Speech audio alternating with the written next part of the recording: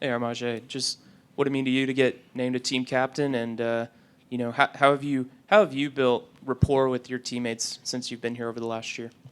It means a lot, especially being voted on by the team. Only being here a year, transferring in last year.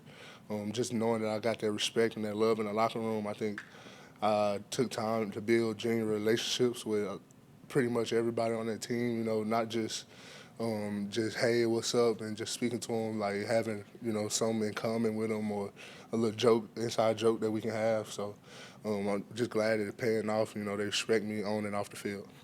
We'll go front row on the right side to Olin and then Travis. Hey, Marja, what is, what have you learned or seen, or however you want to say it, gleaned from watching the guys? Typically you're in there practicing with them, but this spring, sitting out watching them play. What have you seen from that, and what do you expect from this offensive line long term? I seen the growth for the whole offensive line, like everybody, improving on things that we've been talking about, especially like the things that we came into the spring football putting importance on, like eyes, communication, and being on one unit. So just seeing those guys make those improvements and getting better every day, conceptually getting it down, and just working together more. Yeah, I think this offense is poised to be very explosive. We've been very explosive all spring. I think we can carry that into the fall. We'll go second row on the left side to Travis and then Tony. Yeah, Armaj. I believe I heard that you and Marcel Reed found out y'all were cousins when you got here. What was that experience like? How'd y'all kind of figure that out? It's kind of cool. Cousin that knew that Marcel was related to us, he reached out when I was coming on a visit. He's like, "Your cousin played quarterback there." I was like, "For real? Like who?" And then started doing a little research on Marcel. So as soon as I got in, I went up to him like, "What's up, little cuz?" and just explained the whole thing to him. And then speaking to his dad and stuff. So it was cool. It was a very cool experience. We'll stay on that left side, front row to Tony. So obviously, you being a captain now by your peers, that's a big deal. So does your approach to leadership change? And if so, can you kind of give us a glimpse of how you are a leader in that locker room? No, it don't change because without the captain title, I was always a leader and I always looked at it in this position. Even after the last year's votes being fresh, like I had coaches and players come up to me like, "We still need you to be a leader here." So, like my approach don't change. I've been doing everything the same. Just continue being that example for my team, doing the right things, and trying to get them to hold me as accountable, just as I do the same for them. Yeah. We'll go front row on the right side to Carter. Ajay, just what was the nature of your injury, and how are you feeling now, and when do you think you'll be 100% again? It was just a labrum injury that I played through during the season. Nothing to worry about. I'm back stronger, feeling good. Just excited to get back with the team. Yeah, it's small. I don't know if we ever asked you, but the chair and the origin of it and how long you've done it, just what's the origin story of the whole chair thing? It was actually just like a team morale thing. We came into the weight room one day and, A&M haven't won a road SEC game in a while, and we got Florida up. And Coach Murphy giving us that war stories and like motivating us. And he has a dummy with one of the Florida players' jersey on it, like a blue jersey and a face on it. And he just get to hitting the pad and screaming F him. And we got to win and we got to change this around. And so just feeling in the locker room that we needed that.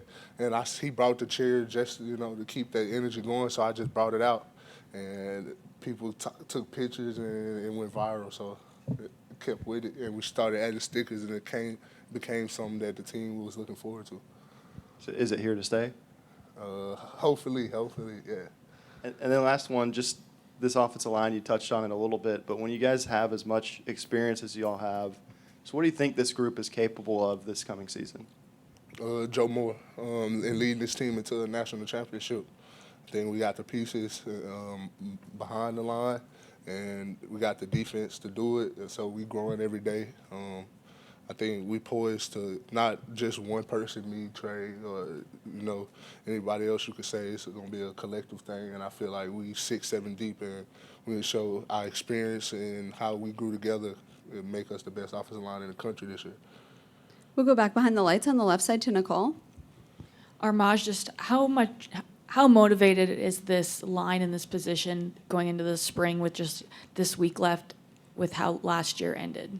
We very motivated because we felt like as an offensive line we left a lot on the table. We take a lot of pride in getting 1 yard, and I feel like we left 1 yard out there too many times. So, I definitely took it personal, and I know the guys took it personal because every time we go back and reviewing about different plays and installing, and those plays come up and we talk about those instances and how we supposed to correct it, I can see the sour faces and, people look angry after watching those videos. So I think we coming out for revenge, really.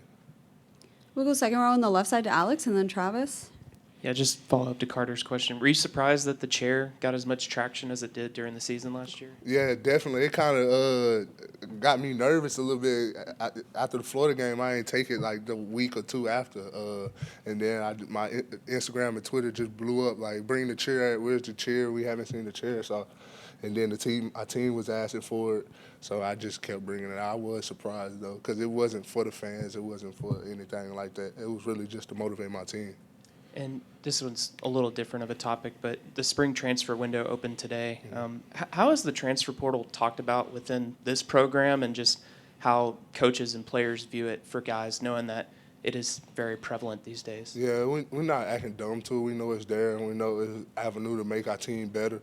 But right now, I feel like we at a very positive spot in our roster, so any additions will be helpful, but I feel like we could do it on our own, and I don't think there's too many people in that locker room worried about the transfer portal right now, because we know the opportunities are here. If you're behind somebody, this guy can actually play, so it's not no drop-off. And then our team rotates a lot, so we get a lot of people on the field. Like Elko got this saying, if you're an NFL caliber player, you're going to be on the field. I'm going to figure it out. It's not up to anybody else but me. So if you feel like you're good enough, this is where you need to be. And he made that very clear, and it's been shown in the depth charts. We'll stay on that second row with Travis. Yeah, Maj. With what you've seen from the offensive line through spring practice, what are you hoping to see from them from the spring game, or what is there to get out for an offensive lineman in a spring game? Just our standard being shown. One thing that I want when you turn on the Aggie football offensive line tape is you show us being physical, working together, and being smart. So if we can just show those things, even though we split up, we won't have a solid first offensive line running out there on either team. But I feel like those young guys can step in and just hold the standard. We'll go second row on the right side to Ralph. Hey, Marge. Wanted to ask you about your cousin.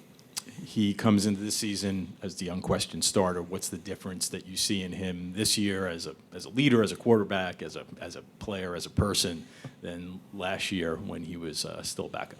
One thing I can commend Marcel on, he's always been a pro. He always been taking it like he was going to be a starter. So even last year, I can see all these things just been ramped up because he's getting more reps and more opportunities. So Marcel is he's poised to make a big season, a huge jump, because we've seen it all spring.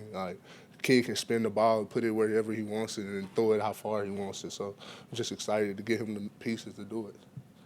We'll go third row on the left side. What went into the decision to return for your senior season at A&M, and was there consideration to go to the NFL draft? Yeah, it was a very serious consideration because no matter what, for the past 2 years, I felt like I was a top 5 guard in the country. I felt like it was a mature decision. I was grateful to come to A&M and play in the SEC and prove that I can bang on this level with anybody and dominate the best in the competition. So I just wanted to reinstate that and really come out to be the best guard in the country. Going through that process, you can hear a lot of nasty things about yourself. So I took it not as just disrespect, just something to put a chip on my shoulder. So I just want to prove to everybody that I'm the best in the country, no matter what position. All right, it looks like that's all we have. Thank you, Armaj. Thank you.